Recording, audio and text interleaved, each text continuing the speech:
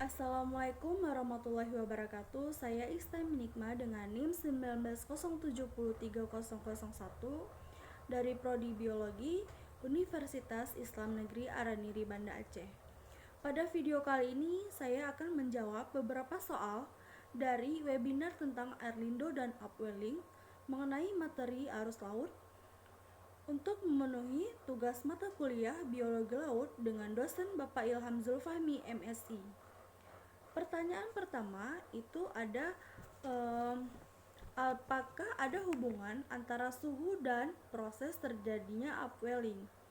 Sebelumnya kita ketahui bahwa upwelling itu merupakan kenaikan massa air dari kolom air yang lebih dalam menuju ke permukaan atau fenomena naiknya air laut dari lapisan paling bawah menuju ke permukaan akibat pergerakan angin di atasnya.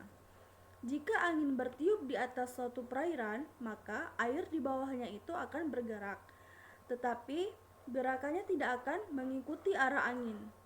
Karena adanya pengaruh dari rotasi bumi, maka dia akan dibelokkan sejauh 45 derajat dari arah angin. Hal tersebut terjadi karena adanya angin pasang. Jadi, adanya massa air yang dibelokkan yang masing-masing akan menjauhi ekuator. Ketika massa air menjauhi di dua arah, maka akan terjadi konsta massa di ekuator. Jadi, ada massa air yang menggantikan dari bawah yang menyeimbangkan hilangnya massa air yang ada di atas. Massa air yang bergerak dari dalam menuju ke permukaan menyebabkan suhu permukaan laut yang rendah dan tingginya salinitas dengan kandungan zat hara yang tinggi yang dibutuhkan untuk makanan ikan di permukaan laut. Pertanyaan yang kedua, apa keuntungan dari adanya Airlindo? Pada global, keuntungannya itu dapat mempengaruhi sirkulasi laut, dapat mempengaruhi distribusi panas atau freshwater, biogenic simal, dan air-sea interaction. Dan bagi regional ataupun lokal itu dapat mempengaruhi sirkulasi massa air, nutrien dan lainnya, dan dapat juga mempengaruhi distribusi atau migrasi ikan pelagis maupun sampah plastik, curah hujan, dan pola iklim.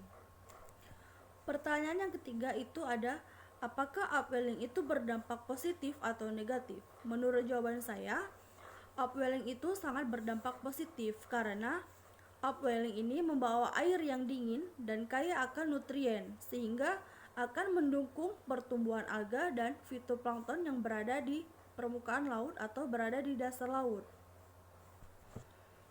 Pertanyaan yang keempat, kesimpulan apa yang kita peroleh dari webinar tersebut?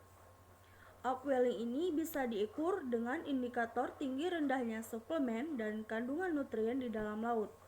Terjadinya upwelling ini tidak terlepas dari peranan angin atau teori transfer Ekman. Upwelling ini terjadi di dua tempat, yaitu dapat terjadi di garis ekuator bumi dan dapat juga terjadi bukan di garis ekuator bumi.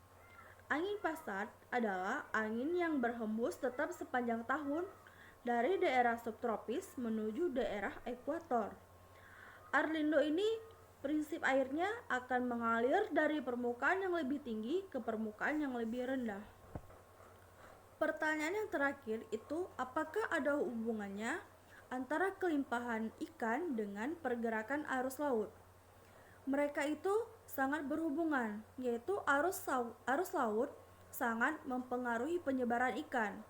Hubungan arus terhadap penyebaran ikan adalah arus ini akan mengalirkan telur-telur dan anak-anak ikan petagis dan daerah pemijahan ke daerah pembesaran dari ke tempat mencari makan. Migrasi ikan dewasa ini disebabkan oleh adanya pergerakan arus.